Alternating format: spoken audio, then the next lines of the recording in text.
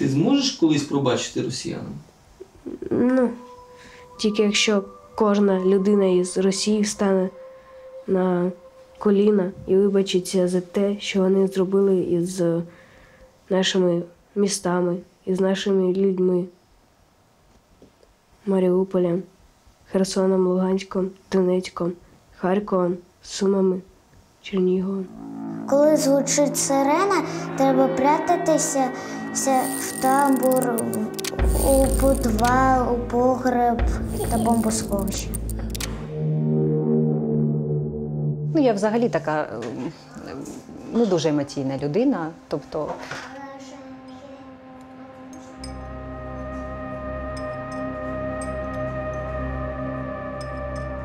страх він є, але відповідальність за свою сім'ю, за людей, які були з тобою, вона перекриває ось цей страх. І у мене немає страху, в мене є самоконтроль. І це дуже допомагає по життю.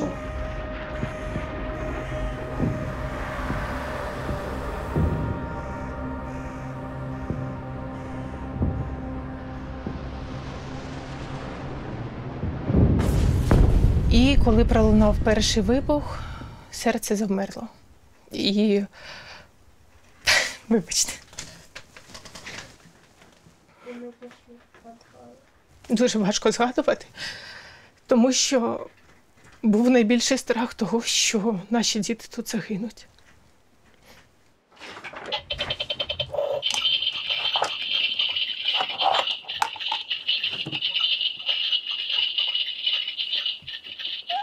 Відкриваєш лядю підвалу, і там 5 чи 6 дітей є, і маленькі дуже, і твоя дочка стоїть і дивиться, і питає, коли ми зможемо додому поїхати, коли війна закінчиться, вона до цих пір питає. Ну, це таке питання, на яке не можеш відповісти.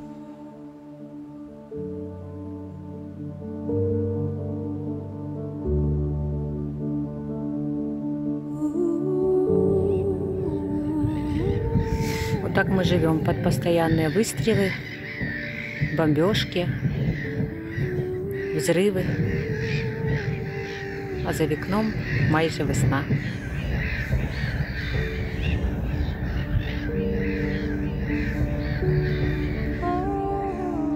Старший мій син Тимур, якому було на той час 11 років, повинен був піти до школи.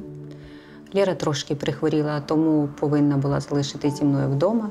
Чоловік мій працює під Києвом, в селі Щасливому, де ми зараз перебуваємо. І він у 5:45 подзвонив і сказав, щоб я не хвилювалася, але почалася війна, що в Києві вже чутні вибухи. Він тоді знімав квартиру на Солом'янці.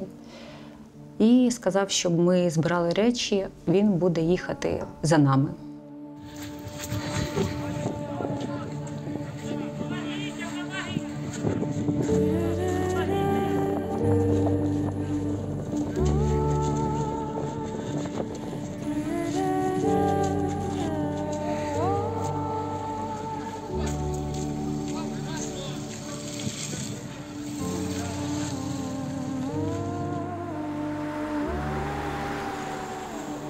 Нашою думкою було виїхати до Білорусі, до родичів.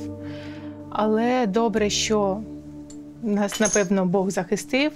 І все ж таки Іра вирішила, що найближче переїхати сюди, на дачу. Я можу сказати так, що люди, ось наші родичі із Білорусі, вони не дуже розуміють, що у нас відбувається. Ну, у них війна – це якось просто щось. Хтось там із автоматом бігає, хтось там танк проїхав. У них не те уявлення про настоящу війну. Ви зможете колись їх пробачити? Напевно, ні. Тому що я, можливо, можу навіть зрозуміти тих росіян, які не мають ніякого коріння в Україні. І в них немає з ким поспілкуватися. І все, що вони бачать, це свій телевізор, так? Вони слухають свої новини, там, читають свою пресу. І я розумію, що в них, можливо, немає іншого варіанту. Вони знають те, що їм дають. Але дуже багато людей, які мають українське коріння, які мають тут родичів, друзів, але вони не розуміють всієї трагедії, яка з нами відбувається. І таких людей неможливо пробачити. 2 роки назад ми купили заміський будиночок, так скажемо, дачу. І ми вирішили поїхати туди, тому що ми розуміли, якщо війська будуть йти, туди вони не дійдуть, тому що з однієї сторони у нас річка, а з іншого боку у нас озеро. Тобто на дачний масив був тільки один заїзд.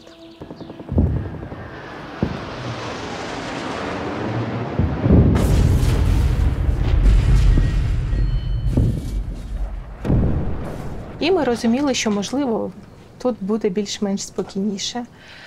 Але не сталося, як гадалося, на жаль. Тут було гаряче. Це важко забути і, напевно, неможливо.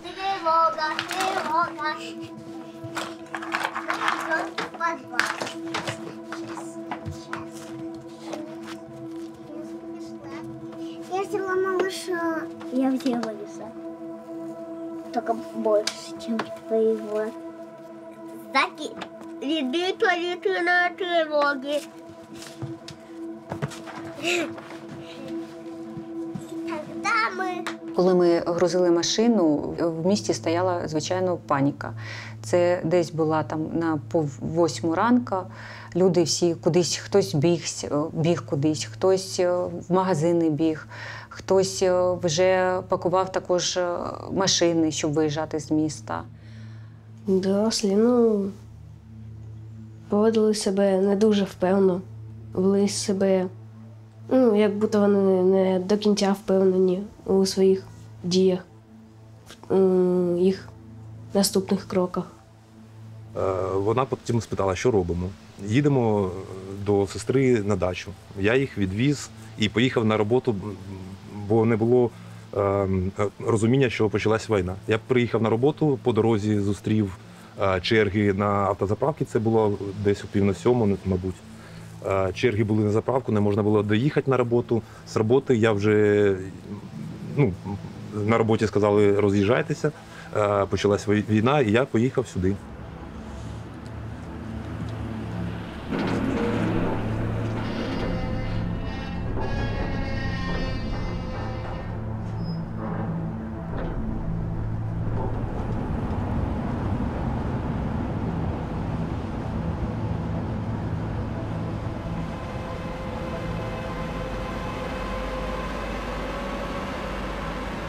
Були, напевно, все ж таки не готові. Ми не збирали ніяких тривожних чемоданчиків, тому все, що трапилось під руку, ми зібрали, приїхали до сестри, і потім вже машинами переправились сюди. Ми вирішили, що на Київ ми не поїдемо, тому що вважали, що в Києві буде набагато гірше. І ми не розуміли, чи взагалі ми зможемо доїхати до Києва, тому що на Київ у нас веде лише одна дорога. Нас спочатку було менше, тільки наші 2 сім'ї і мама. Але так сталося, що нашим знайомим було нікуди їхати, тому що вже дорога до селища була перекрита, і вони попросили залишитись з нами.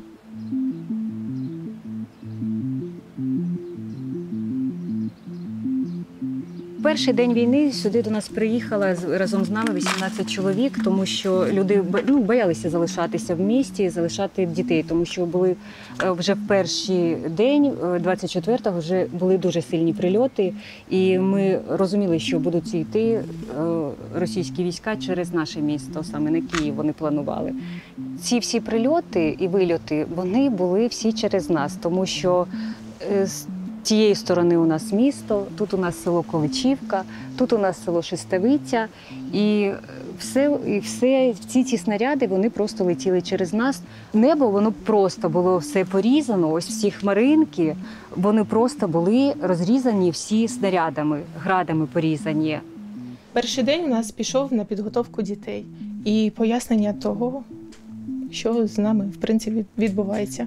Хоча самі на той момент це ж дуже погано все це розуміли. Ну, питали, що таке війна, хто такі руські солдати, як по телевізору показували там і так далі. Питали, багато запитань було і досі їх багатенно.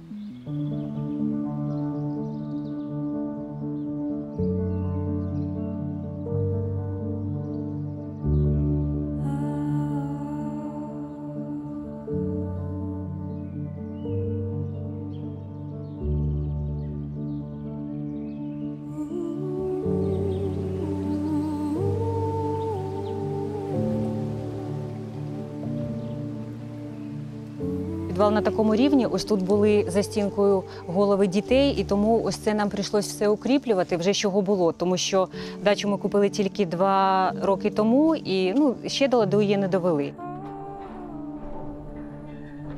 Тоді вже й було розуміння, що якщо прилетить у хату, то вона або згорає вся, або просто руйнується вся.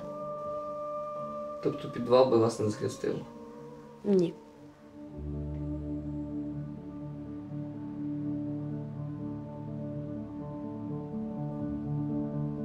Богу душу нашу віддамо єдину за нашою землю священну Україну. Розумієте, колись моя бабуся, яка застала війну в 11-річному віці, і коли розповідала ці жахи, я взагалі не могла колись повірити, що це трапиться саме з моїми дітьми. Так они молились. Ой, Богом этим. Богу молились, так? Да. Ти сидиш і думаєш, що кожен коктейль може знищити одну ворожу техніку. Сидиш, наповнюєш сумішів бензину, іншого засовуєш тряпку, змочуєш її. І здавалося, що це може принести якусь користь нашій країні. Перша ніч в підвалі була жахлива, тому що нічого не було готове до того, щоб там можна було спати. Самый большой. Сейчас. Не больно? Ні. Підвал ми ще дуже не готували для того, щоб там проживати, тому що думала, що все пройде повз нас. Але так не трапилося. Нам там довелося сидіти 43 дні. Не було багато чого робити. Можна було тільки молитися і сподіватися, щоб не прилетіло. Вони виходили на вулицю дуже рідко, бо тут було чутно вибухи цілодобово майже. І погода була не дуже. Всі переживали свою паніку тихо і по-своєму. Я взагалі за всю війну не заплакала ні разу, тому що потрібно було втішати всіх тих дітей, цих жінок, які були в стресі. Любимо дітей, мила маму й тату, я йду на війноньку нашу землю захищати. Першу ніч у підвалі ми почали не у підвалі. Чомусь ми вирішили, що ми можемо першу ніч провести на дачі. Ми всі, оскільки всім місця не вистачало, багато хто спав на підлозі, але коли о 11:45 почались вибухи, ми схопили дітей, понесли їх в підвал. Звісно, вони сонні і були в паніці, і ми зрозуміли, що це наша була головна помилка. І всі наступні ночі ми вже лягали спати в підвалі, щоб дітей не виносити, не будити. І вийшло так, що Лєра вранці прокинулась і не змогла відкрити очі, тому що ця холодина і плюс те, що вона була трошки вже простужена, в неї з'явився гнойний кон'юнктивіт, очі повністю не відкривалися. У нее засохли глаза из-за этого. Из-за этого. Фонариков? Да. Он сильно долго ел, что у нее засохли глаза. И не открылись. Це виглядало як один день, але із своїм особливим таким сюжетом, жартами, підвохами.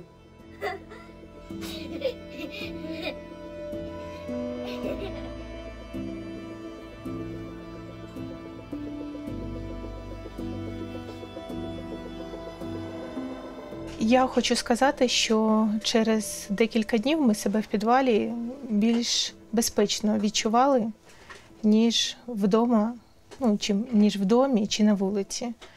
Завжди у ніч пролітав один літак, який скидував 6 або 7 бомб. Коли скидував цю кількість бомб, можна було лягати. Я дуже боялася, що все ж таки бомба впаде на наш будинок. І найбільшим страхом було те, що ми всі загинемо, а діти залишаться живими. І що нікому буде поруч їм допомогти.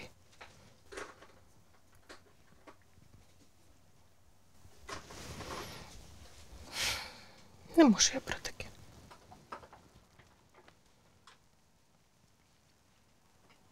Вибачте. А ви розумієте, діти, які декілька днів не виходять з підвалу, і ти їх намагаєшся відволікати, ти їм там розказуєш якісь казки, загадуєш якісь загадки.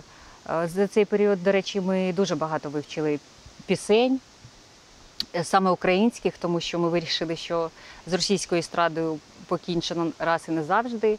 Путін погана людина. Всі діти знають Україну. І коли діти вже більш-менш трохи заспокоюються, щось там собі співають, і тут починають ридати мами, це, звісно, змінює настрій всіх. Любаю, скибаю, не разыся на краю. Придет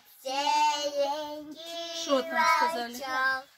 И укусит за бочок. Але «Не ложися на бочок, прийде серенький волчок» – це щось таке російська історія. Це вони вже від себе співали. Це пісні з минулого. Це перші були дні, і тому це те, що ми співали колись ще в довоєнний період для них. Бомбы были І де ми ховалися від бомб? в подвале. А що ми ще робили в підвалі? Спали даже. Спали, гралися, так? Да. Вчили пісні.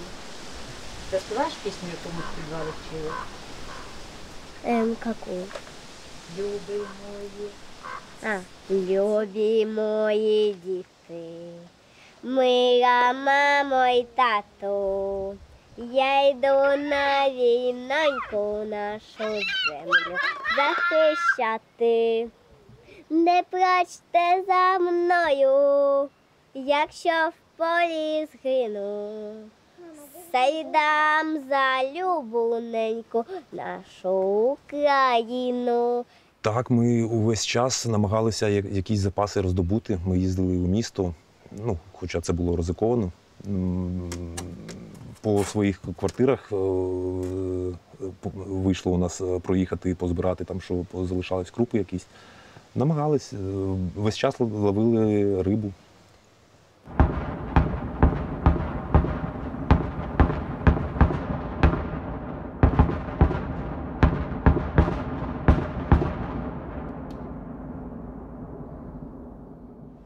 Якось сиділи, жодного пострілу не було. І ось вирішили, що треба зняти для бабусі відео. Намагалися зняти, ось показати, що у нас все дуже добре, що ми у порядку, але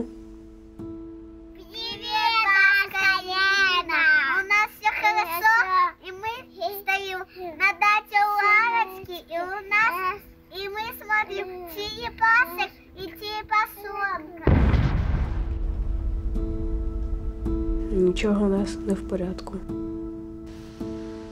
В той стороне за деревьями уже трасса, там село, где были обстрелы сильные. А вот там за трассой уже были орки. Вот с той стороне тоже речка Десна, за ней тоже уже были орки. И это место было между двух огней. Постоянно летали мины, были слышны взрывы. В общем, ничего веселого здесь не было.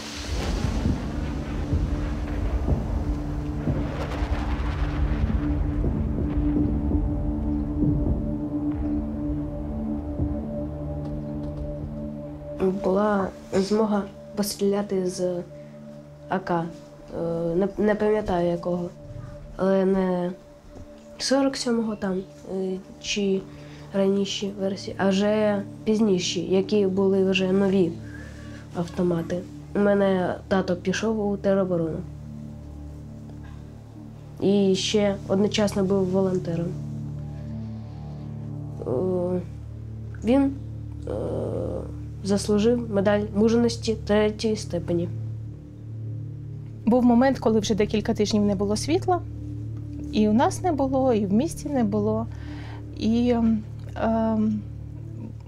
сюди приїжджав директор Холодторгу і роздавав як гуманітарну допомогу все те, що вже підходить до свого завершення. І одного разу вони нам привезли морозиво. Діти, які давно вже морозива не бачили, вони надзвичайно зраділи такому подаруночку. І тоді Лєра сказала таку фразу, яку я не забуду ніколи. Вона каже: добре на війні, морозиво дають. Ну, це просто неможливо забути. Бачив просто розвалений будинок. Величезний розвалений будинок. Бачив будинок, який був пробит наскрізь. Бачив будинок, який був пробитий наполовину. Бачив зовсім згорівшу будівлю. Бачив, як лежало багато сміття та інколи зустрічалися кінцівки людей, які були ще неділю-дві назад живі, а вже ні. Это Чернигов. Это жилой дом. Вы просто, вы просто будете гореть, блин, не в аду, дальше. Вот так ни по ком не стреляют, ребята. Только что жилой дом просто прилетело. Люди в аптеку стояли. Просто.